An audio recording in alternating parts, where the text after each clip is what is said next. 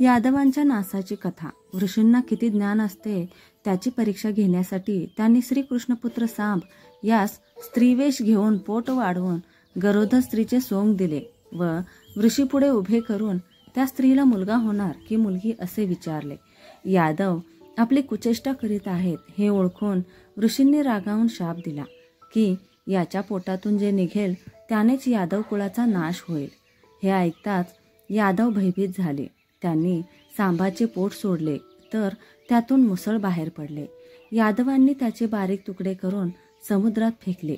ते तुकडे एका माशाने गिळले आणि तो मासा लुब्धेक नावाच्या एका कोळ्याला सापडला. त्याने मासा चिरल्यावर त्यातून मुसळाचे तुकडे व मुसळाला खाली बसवलेले लोखंड बाहेर आले. लुब्धकाने लाकडाचे तुकडे समुद्रकिनारी नेऊन फेकले तर त्या लोखंडापासून बाणाचे टोक तयार केले. इकडे त्या लाकडी तुकड्यांना अंकुर फुटून ते वाढतच गेले व तेथे पानकणसांचे मोठे वन तयार झाले. आपला अवतार समाप्तीचा काळ जवळ आला हे जाणून श्रीकृष्णाने सर्व यादवांना द्वारका सोडून प्रभास येथे जाण्यास सांगितले. त्यांनी तसे केल्यावर या पवित्र द्वारकेत कुणा पाप्यांनी येऊ नये, राहू नये म्हणून श्रीकृष्णांनी द्वारका समुद्रात बुडवून टाकली व स्वतःही प्रभास येथे आले. एकदा सर्व यादव जलक्रीडा करण्यासाठी समुद्रावर आले असता मुसळापासून उगवलेली पानकणसे एकमेकांवर फेकून मारू लागले. पण त्या आघाताने सर्व यादव मृत झाले. हा अनर्थ पाहून श्रीकृष्ण एका पिंपळ वृक्षाखाली शोक करीत बसले होते. दुरून एका शिकाऱ्याला श्रीकृष्णाचा पाय दिसला.